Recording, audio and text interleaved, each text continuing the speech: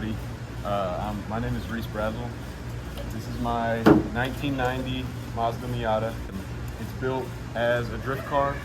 I built it myself out of my garage, or out of my parents' garage. I'm here now. And today I just kind of wanted to go over 10 or so things that I've done to this car that I think are worth it, and I think that a lot of people that own Miatas should hear and know about, at least in the time they have their car. So just a little backstory on this car. I bought this in July of 2020. So I've had this car for 3 years. It was very close to stock when I bought it. It had already had an ECU. It had some cheap aftermarket wheels. And like a really janky quick release steering wheel setup that I got rid of immediately. I've been building it for about 3 years. Kind of throughout, I got it when I was 15, I'm 18 now. I've learned a lot from this car, and I thought that I would just try to kind of share some of the information that I've learned and what is worth it and what's not to do for these cars. This is the stock 1.6 liter motor. All that's done, I mean, it's full exhaust, full eBay exhaust, and an eBay intake, nothing special at all. This is my drift car. I've been to one event so far. It performs great. Drove 40 minutes to the event, bashed on it all day, drove 40 minutes home, never skipped a beat, never got hot, nothing, hot lapped all day. I guess I'm just gonna go over a few things that I think are worth it to do to these cars. Before I get into the big things that I wanted to talk about in this video, I want to give y'all a little tour and just kind of get a good idea of how this car looks, because I know it doesn't really translate that well into video or things like that. So I'll try to give y'all as best of a little view as I can, just to kind of show it off. I don't get to show this car that often. I don't really go to meets, and I am really proud of this car. It means the world to me. I've kind of grown up with it, and it's taught me almost everything I know. So I'll give y'all a quick little rundown of kind of the aesthetic of it, not really the things that I've really done. And after that, we'll get into the bigger things that I really want to talk about in this video. Okay, so first things first, it's on a set of rep wheels right now. I bought them because they were cheap. They were like 300 bucks. They were still in the plastic, brand new. They're a good spec. They're 16 by 8. I have a full power stop brake kit, front and rear. Calipers are painted yellow. My fenders, as you can see, are cooked because I like to drive this car low, and I like to drive it very hard while it's low, and that doesn't always mix in the best way, as you can tell. Another thing you might notice is the KBD polyurethane body kit.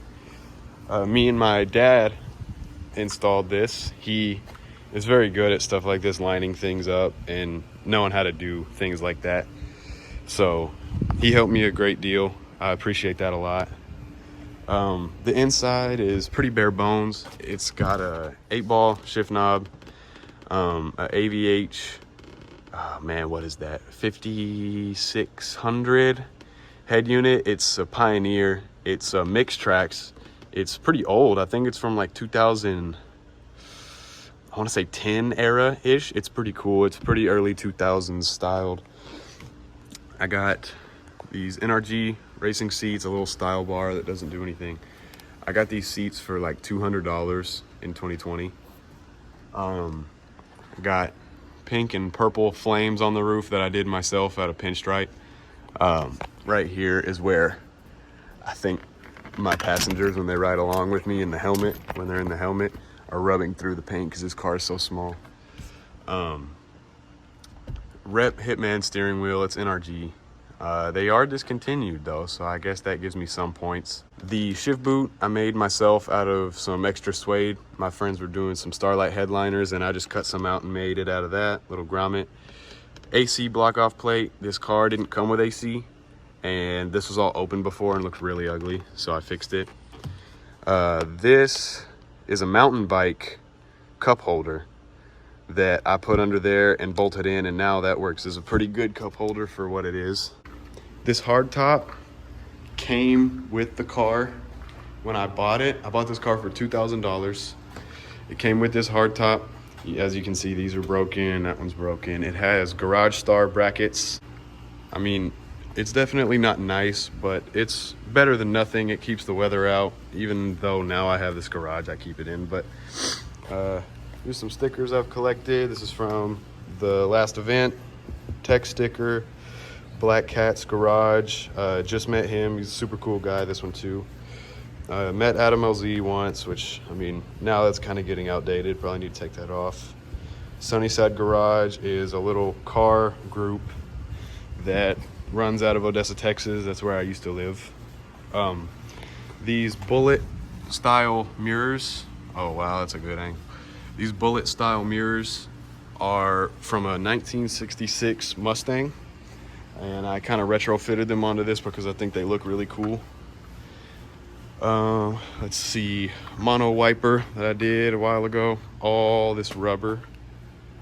I don't know if you can see that. All this rubber all over the whole car because it sits low on this side.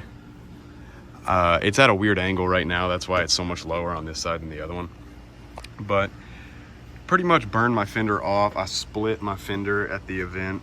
I had a lot of passengers and it made this side droop, you know, so it kind of destroyed that, but you know, it's okay. And this car is filthy because I brought it home from the event a few days ago and just parked it. I haven't washed it, haven't even touched it. This is a wing that I made fit. This wing is actually from a 2003 G35 that my friend owned for a while, and he didn't like the style of the wing. So I took it, sanded it down, painted it black to match the kit for now, bolted in the middle with 2 pieces of 3M tape on each side, and it holds them. It shakes on the highway some, but you know, it's fine for what I'm doing. Same wheels back here for my drift event. I run these right here. They're pretty cooked now, but they're pretty cool. I might show you those in a second. VSKFs. This is turning into a garage thing. I don't need to do that, but same wheels back here. But yeah, now I think we should probably get into what this video is really about and just a few things that I think are really worth it to do to these cars. All right, first thing I want to talk about here is coilovers. These cars react very well to coilovers in my experience. I've had 2 of these. I had this one first. I bought a second one for kind of as a parts car. And that one I got running, and it sat in the field for a long time. Got running, it was on stock suspension. And this one wasn't on stock suspension at one point. I changed it pretty fast, so I didn't really get to fully enjoy stock suspension. But I did on the other car. And this is one of the most noticeable differences in the car that I've ever made. It handles like it's on rails. It just feels weightless. You can throw it around any corner at whatever speed you want, and it can just take it, and it'll do kind of whatever you say. I have the Raceland Ultimos. They're pretty much maxed out. These in the rear, the coilovers, were actually so maxed out, I took the helper spring out, which is okay to do if you're wondering. I had a hard time figuring out if that was okay to do, but it is. I took the helper springs out, and so it could sit a little lower because the spanner contacts the axle when the helper spring is still on. So it does ride a little rough, but for $450, $500, this is a very solid option. Anyone who hates on Racelands is kind of a snob about it, and I don't really appreciate that because they do make some good products, especially these coilovers. They're very good for this car, I think. I've driven this car way too hard, and it's very forgiving because of the coilovers. The second thing I wanted to mention was, I mean, this applies for kind of any type of adjustable arm, but I have Megan, I don't know, you can kind of see them right there. I have Megan Racing adjustable upper control arms in the rear. And so I can pretty much eliminate all the camber gain from lowering it this much, which is perfect. I love it so much. You can pretty much eyeball the alignment. This alignment was eyeballed, and my tire wear from the event was pretty perfect, as you can tell. I got the full life out of these tires just from an eyeball alignment with some Megan Racing adjustable control arms. And they are pretty expensive from the website if you buy them new. I actually found these used and they were shipped to me. I think I got them for $100. And they were just kind of chipped up, but you don't see them anyway.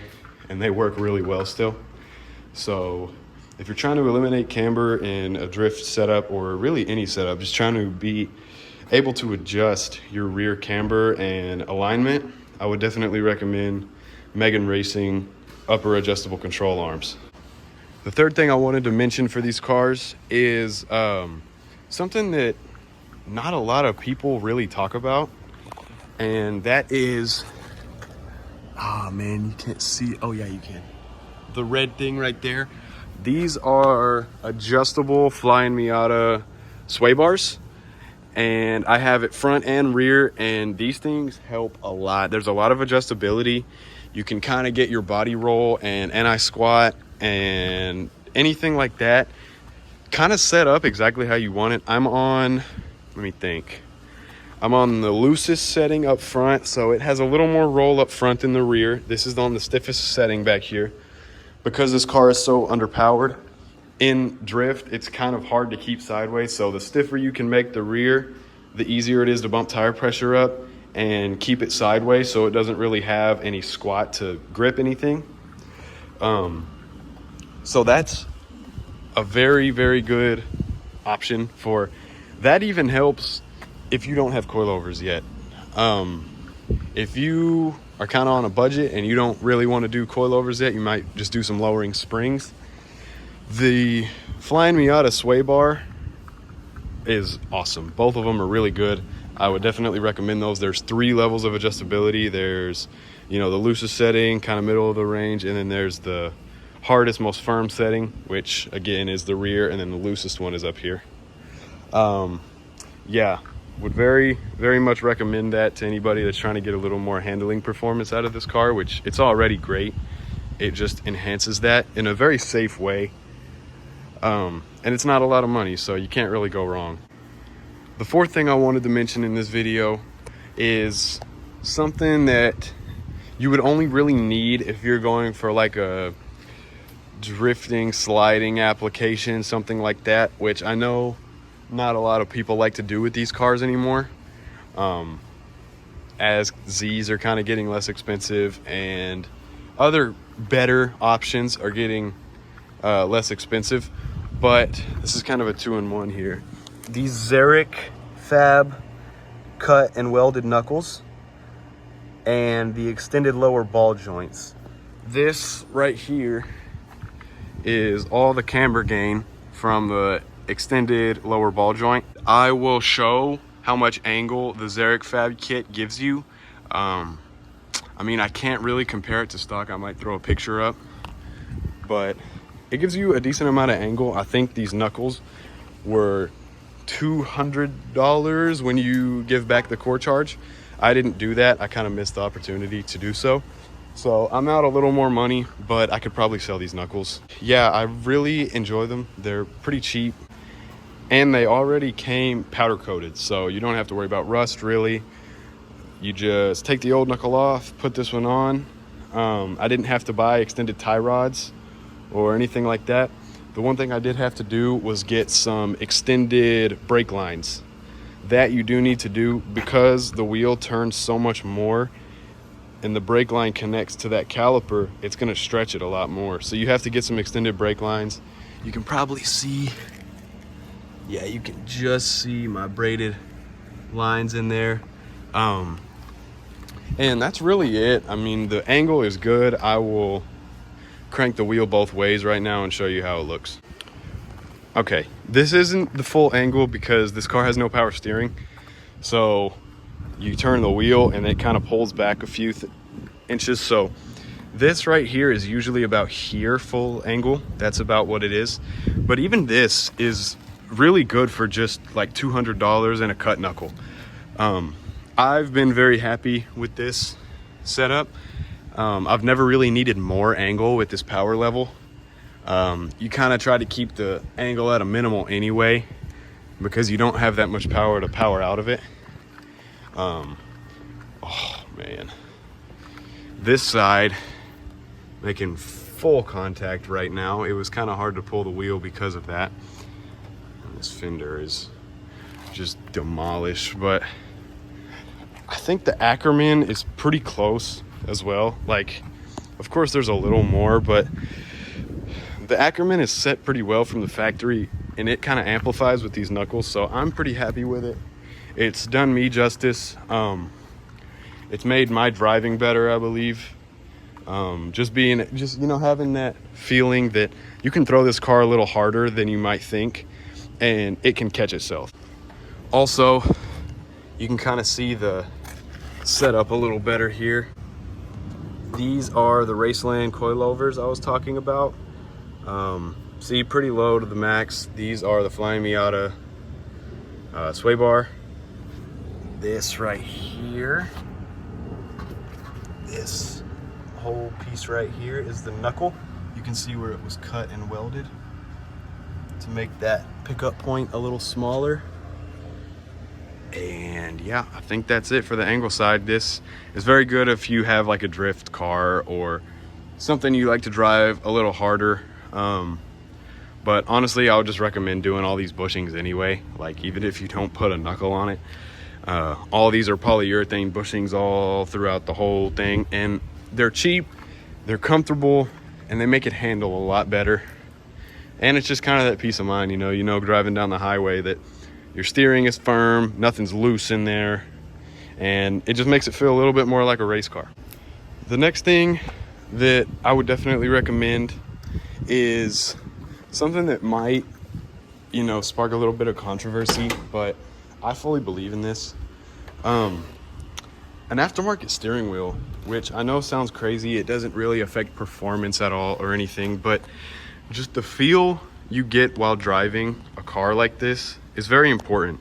So anything you're touching and feeling all the time should probably be how you want it. And I think that, you know, kind of, if you want to go a little crazy, I think that's fine. Like, this is a Hitman replica. It's like a chain lowrider steering wheel with acrylic on top to make it, you know, more usable, and an 8-ball shift knob, you know, e-brake button, so I can rip that with no repercussions. But I think this is a very good way to go about it. You don't have to spend a whole lot of money. Grip Royal makes very good steering wheels, and honestly, my thing, I kind of like to find weird, vintage, sometimes just odd steering wheels to put on this. I've had a yellow ATC Sprint wheel, which is not in here right now, but I think this is important if that's kind of your thing. You know, the quick release, I like it. I think it's good. I rock multiple different steering wheels kind of at a time, so that's kind of a necessity. Drop my camera. This is kind of a necessity for me since I put on so many different steering wheels. I think I have 3, and a good thing about the NRG ones is that I think this is a 2.0, and I think the 1.0 and the 3.0 work with this. But if you just get this hub piece, if you just buy this hub piece, it should work with any 1.0, 3.0, 2.0 release. So I have this release on the yellow steering wheel and another Vertex steering wheel. So kind of whatever I'm feeling like, I can come here, clip it on, I can run any steering wheel I want in a matter of seconds. I really like that. It's not the most important thing in the world, but it does give you a better driving feel, especially if your car doesn't have power steering like mine doesn't. So a bigger wheel so you can overpower that, have the mechanical advantage, definitely helps me out. And I just like how it looks, honestly. And while we're on the topic of interior, pillow, because this seat hurts and my back doesn't like it, but is bucket seats. These are not even nice. I bought these for 200 bucks on Facebook Marketplace a few years ago. They were nicer before, but I've just worn through these things. I need to get some new ones, but this, if you drive hard, is almost a necessity, I would say. This really, you might not believe in it, but if you've ever ridden in a car with bucket seats, you will realize how much these actually do hold you in place better than a stock seat. You don't have to worry about when you're driving hard. You don't have to worry about bracing yourself or anything. You just throw your seatbelt, your stock seatbelt on if you want, into a bucket seat with some good side rails. NRG, they make fine stuff. I don't know why everybody freaks out about it. They're good, they're okay. Throw on some good, decent seats like this, kind of hold you in, and it just makes the driving feel, you can feel the road better. You can feel the G-forces. It just helps you become a better driver, in my opinion. So yeah, I would definitely recommend some bucket seats. Another thing that I do want to talk about is a clutch. So if you're beating on your car pretty often, like I do, I drive this car very hard. The 1.6 clutch is decent. You know, you don't hear about them breaking that often, but if you want to be safe and not have to pull your trans out 4 times, like I've had to do, not because of that, but I would just recommend going with like a 200 to 350 horsepower rated clutch. That's what I have in this.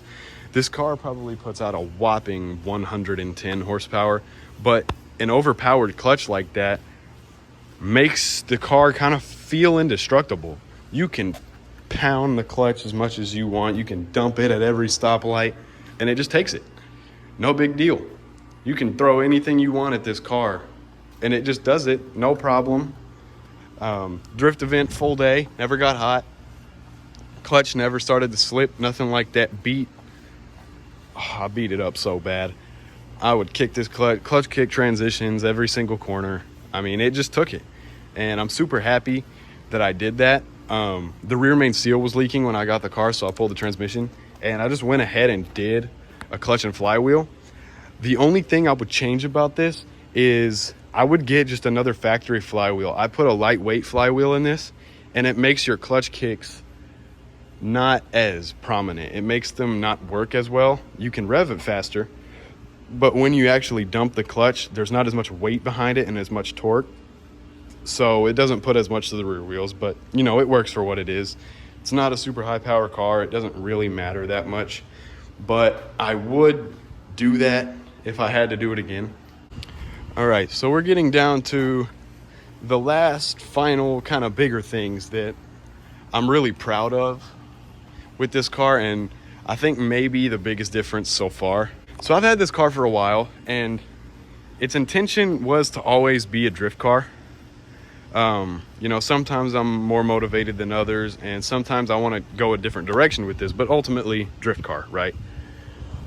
So for a long time, this car would slide fine. I could do some first gear, second gear stuff. I've only ever done stuff on the street until recently. And the diff was fine for a while. It would lock up, do some donuts when I wanted to, you know, things like that. But after a while, you know, this car has 260,000 miles, something like that. And that 1.6 diff just kind of started to give up. It was the VLSD from the factory. I don't know what trims that came in or what year exactly. Well, this is a 90, so probably around then. And that's a limited slip differential, but it is not good and it kind of failed on me. And this car was pretty much open differential for a few months. And I still street this car quite often. I like driving it around. I like driving it to go eat on the weekends and things like that. It's just really fun to have a streetable car. So I didn't want to go full welded diff or anything like that. So the other Miata that I bought that I mentioned earlier was a 95 M edition. It was a 5-speed manual, and it had a Torsen. I bought that car for like $1,000. So I actually swapped the 1.6, the broken 1.6 diff, axles, and drive shaft from this car into that one. Took the Torsen, the drive shaft, and the 1.8 axles, and that is now all in this car. And I changed all the fluids out, got some good limited slip differential fluid, and oh my gosh, this car totally changed. I have videos from like the week after I did this swap, and my friends were riding in it, and even they could tell how just responsive and aggressive this car felt after that.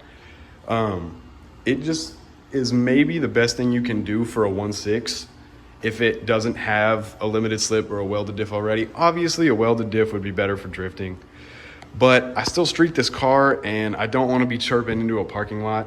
So, and I had the 1.8 kind of just laying around, or the Torsen, I mean. I had the Torsen just kind of laying around. So that just worked out. But if you can get your hands on a Torsen, I think this is the Type 1. It should be Torsen Type 1. Super worth it. They are expensive, but this is super worth it. It drives just like normal on the street, but once you put the power down, they lock up, and it doesn't let go until you want it to. It's pretty perfect, honestly. And with the high revving and like really lightweight flywheel on the 1.6, it revs super fast, and the diff just complements it so well. I just love how it turned out after that. This car has been a dream ever since then. That was kind of my last big issue I've had. Now the axle boosts are broken because it's low and the, axle bind, and it's throwing grease everywhere. But until that happened, this thing was amazing, and it still is. It still drives great. Definitely recommend a 1.8 swap if that's kind of what you need for your application. So guys, I think this is gonna wrap up this video. This was my first real YouTube video ever. I've done some stupid stuff before that I thought would work, but this is kind of what I feel called to do. I really enjoy talking about things like this, especially when you get into the logistics of suspension and things, especially Miata related since I have one, but really in general, just drifting and suspension geometry and all this car stuff really interests me.